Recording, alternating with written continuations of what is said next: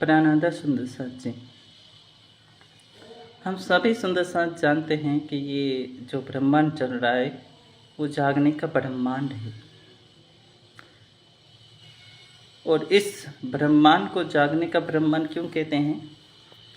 क्योंकि हमें इस ब्रह्मांड में तारतम्य ज्ञान से जागृत होकर परम धाम की राह अपनानी है, परम धाम में डूबना है। बहुत से सुंदर साथ का ये विषय रहा है कि हम अपनी आत्मा की वास्तविक जागनी कब माने कि हम जागृत हो गए हैं। हमें कैसे पता चले कि हम जागृत हैं, कि हमें कुछ करना पड़ेगा आत्मा जागृति के लिए। कई सुंदर साथ ऐसा मानते हैं कि हम भागदौड़ करते हैं, एक दूसरे को बताते हैं, कुछ कागज़ किताबें देते हैं तो हम जागनी कर रहे हैं, हमारी जागनी हो रही है, इनकी जागनी हो रही है। वास्तव में ये जागनी नहीं है। वाणी कहती है, यही अपनी जागनी यो याद आवे निज सुख। जब हमें अपने निज सुख की याद आए तभी हमारी जागनी है, हमारी आत्मा जागृत मानी जाएगी। अब ये निज सुख क्या है और इस निज सुख की हमें याद कब आती है, ये ब्रह्मवाणी कहती है।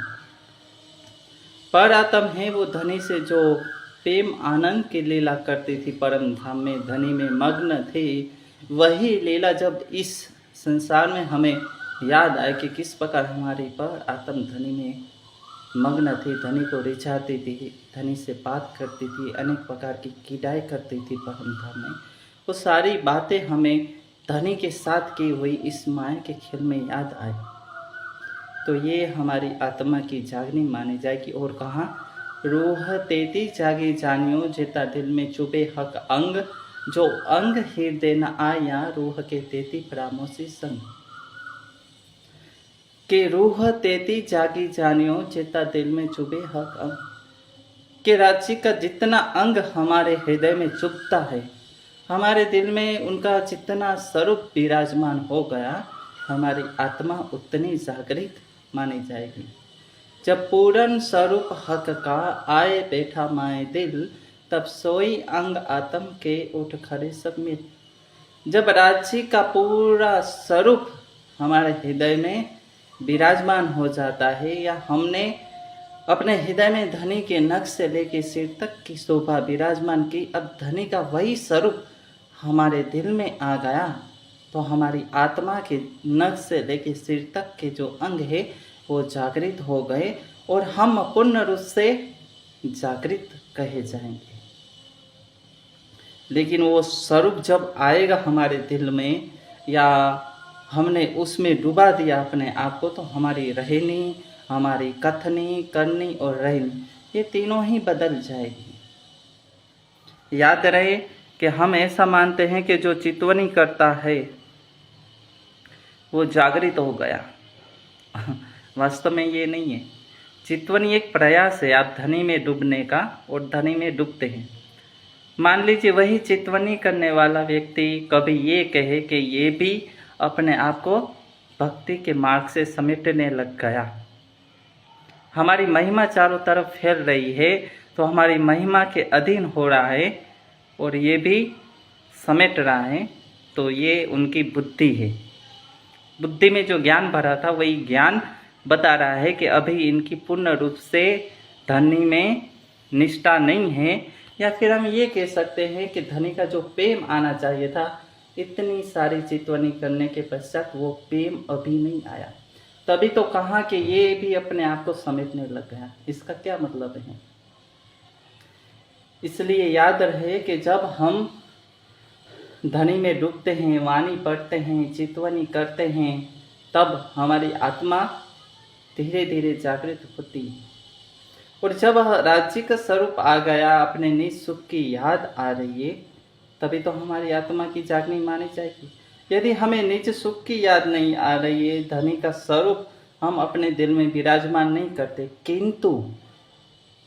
किंतु हमने 18,758 चौपाई को जान लिया, धनी के स्वरूप को जान लिया, परम धाम की लीला को जान लिया, तो ये तो जागनी तो कही जाएगी, किंतु ज्ञान दृष्टि से जागनी कही जाएगी, पूर्ण रूप से जागनी नहीं है।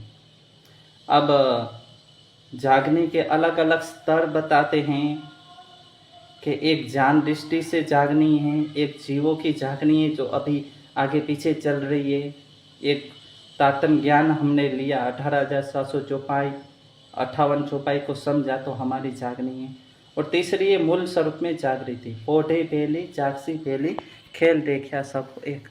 क्या हम इस माया के खेल में एक साथ आए थे, अब वापिस सभी एक साथ जाएंगे। तो मूल तन में जब हम जागृत होंगे तभी हमारी पूर्ण रूप से परम धाम में जागृति मानी जाएगी।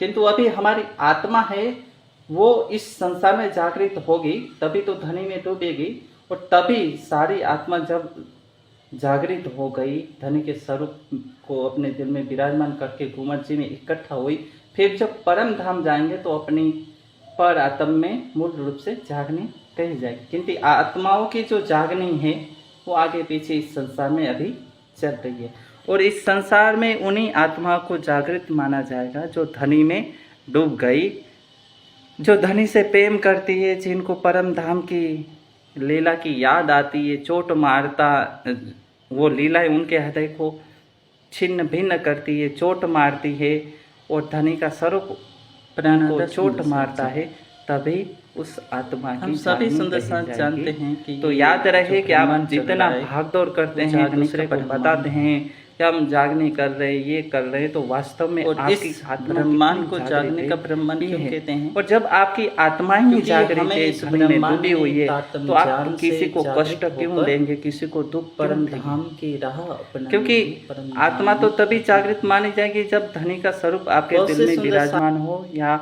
आप धनी के स्वरूप को दिल में विराजमान करते हैं तो आपके हृदय में प्रेम आता है।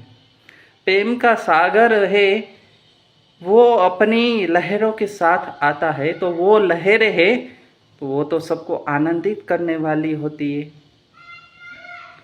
जब हम चितवनी करते हैं, धनी में डूबते हैं और वाणी से धनी के स्वरूप की पहचान हो गई तो हमारे हृदय में प्रेम आता है, तो हम वही प्रेम दूसरे को बांटते हैं। किंतु अभी हम वर्तमान में देखते हैं तो ऐसा नहीं है।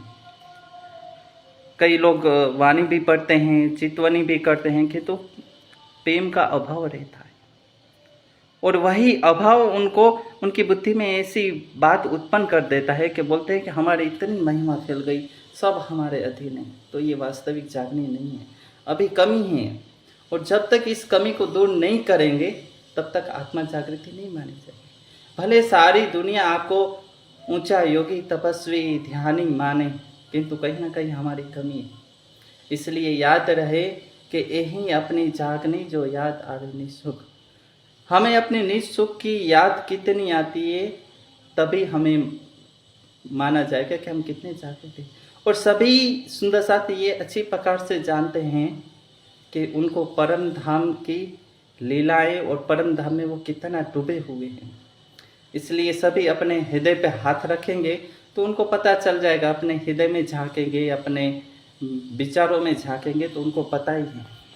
इसलिए धनी ने हमें जो तातम वाणी दी है उसको पढ़ते हैं तो हमारे हृदय में प्रेम आता है। यदि प्रेम नहीं आता है तो हमारे अंदर कमी है, और उस कमी को हमें दूर करना पड़ेगा। इसलिए हम पूर्ण रूप से जागृत तभी माने जाएंगे जब हम धनी के स्वरूप में डूब गए, धनी के स्वरूप की पहचान हो गई, हमारे कोई इच्छा ही ना हो धनी के अलावा, क्योंकि प्रेम का स्वरूप है। जब हम प्रेम के सागर में डुबकी लगाते हैं तो हमारा स्वरूप भी प्रेममय हो जाता है। फिर हम दोनों में अंतर नहीं रहता, यानी आत्मा और परमात्मा, श्री राज जी और उनकी जो सखियां हैं ब्रह्म सृष्टि, उसमें कोई अंतर नहीं रहता। जो धनी के हृदय में प्रेम था वही प्रेम उनके हृदय में आएगा, और वही प्रेम ही इस संसार में सबको शीतलता शांति की अनुभूति कराएगा। इसलिए जो प्रेम के सागर में डूब गया तो वो उसके हृदय में स्वाभाविक ही है कि वो प्रेममय उनका भी स्वरूप हो गया, और उनके समीप रहने वालों के अंदर भी वही प्रेम आएगा, वही अनुभूति आएगी। इसलिए हम देखते हैं कि जो भी समाज में परमहंस हो गए, उनकी सानिध्यता में जो भी व्यक्ति रहा उनका जीवन ही बदल गया। उसके जीवन में ज्ञान आया, धनी के ऊपर ईमान आया, धनी के प्रति प्रेम आया, जो भी उन परमहंसों के समीप रहे। इसलिए याद रहे कि जो भी ब्रह्मवाणी को जानते हैं, धनी में डूबे हुए हैं, उनके समीप रहने से हमारे जीवन में भी प्रभाव पड़ता है। इसलिए हमें ऐसी दिव्य आत्माओं का समीप करना चाहिए। बाकी तो संसार है, अपनी बुद्धि दोहराएगा। कोई भी आगे बढ़ता है ज्ञान से, भक्ति से, प्रेम से, तो मायावी व्यक्ति है, माया में जिनकी बुद्धि लगी हुई है, वो उनको रोकने का प्रयास अवश्य करेंगे। किंतु हमें अपने दिल से, अपनी बुद्धि से, अपने ज्ञान से, अपने प्रेम से, अपनी भक्ति से समझना है कि हमारे लिए क्या सही है, हमारे लिए कौन सा रास्ता है। क्योंकि हमें यहाँ भी धन्य धन्य होना है और उधर भी धन्य धन्य होना है। इस परम धाम में तो हम धनी में डूबे हुए तो थे, इस संसार में भी हमें धनी में डूबना है। तो याद रखिए कि जितना स्वरूप हमारे अंदर धनी का आया, जितना स्वरूप हमने अपने दिल में विराजमान किया, हमारी आत्मा उतनी जागृत मानी जाएगी। और राज्य का पूरा स्वरूप हमने अपने दिल में विराजमान कर दिया, तो धनी का पूरा स्वरूप आ जाने से आत्मा का पूरा स्वरूप जागृत हो गया, और आत्मा और धनी में अब कोई अंतर भेद नहीं रहा। इसको ही कहते हैं मार्फत अवस्था। हमारा और धनी का स्वरूप दोनों एकाकार हो गया, दोनों एक ही है। लेकिन लीला रूप में दृष्टिगोचर हो रहा है कि हम ब्रह्म सृष्टि है और धनी है, हमें धनी को रिझाना है, उनके स्वरूप को अपने दिल में विराजमान करना है। किंतु जब हम मार्फत की अवस्था में पहुंच जाते तो हमें ये अनुभूति होती है कि अरे मैं तो ये मानती थी कि मैं श्री राज जी को अपने दिल में विराजमान कर रही हूँ, धनी में खो रही हूँ, उनको समझ रही हूँ वाणी पढ़ के, किंतु मेरे और धनी में कोई अंतर ही नहीं, दोनों का स्वरूप एक ही। यह है प्रेम की अवस्था। यहाँ ज्ञान की कोई सीमा नहीं है, यहाँ ज्ञान की कोई अवस्था की बात नहीं है, यहाँ प्रेम की बात है। और प्रेम ही है जो दोनों के स्वरूप को एकाकार करता है। इसलिए कबीर जी कहते हैं कि जब मैं था तब हरि नहीं, जब हरि है तब मैं नहीं, प्रेम गली अति सांकरी या में दोनों समाए। मान लीजिए एक छोटा सा रास्ता है जिसमें एक ही व्यक्ति जा सकता है, दूसरा अगर सामने से आ रहा है तो उस गली को आप पार नहीं कर सकते, दोनों में से एक को निकलना पड़ेगा। और जब एक ही व्यक्ति बचेगा तो वो गली को आराम से पार कर लेगा। प्रेम की जो गली है वो इस प्रकार की है। हम अपने आप को भी मानते, परमात्मा को मानते, तो ये हमारे अभी हम प्रेम की इस राह पे नहीं है। प्रेम में सब लुटाना होता है, अपना कुछ नहीं होता, अपने स्वरूप को देखना ही नहीं होता है, धनी के स्वरूप को देखना होता है। और यही मार्फत अवस्था है और यही प्रेम की अवस्था है।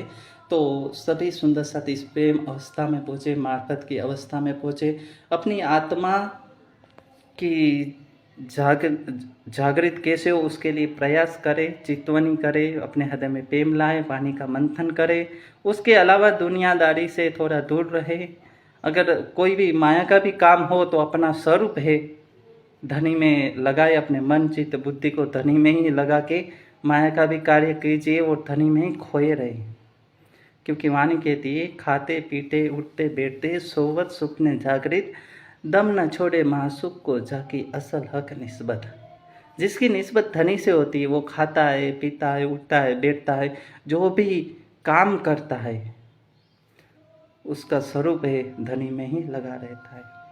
इसलिए हमारे और धनी में कोई अंतर नहीं है, बस तभी हमारी आत्मा की जागनी कही जाएगी और अपने निज सुख की याद आए, धनी के स्वरूप को हम दिल में विराजमान करें, तभी हमारी आत्मा जागृत होगी।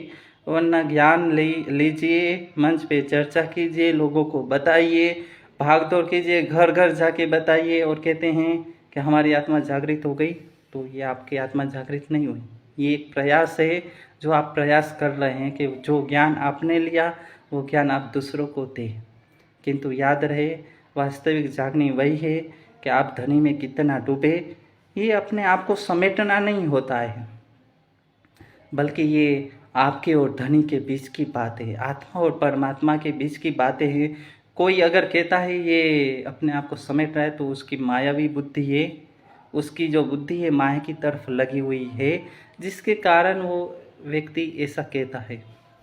तो हमें अब अधिक से अधिक समय अपना धनी में गुजारना चाहिए, धनी में खोना चाहिए और अपने अस्तित्व को भूलकर धनी के अस्तित्व को स्वीकार करना चाहिए।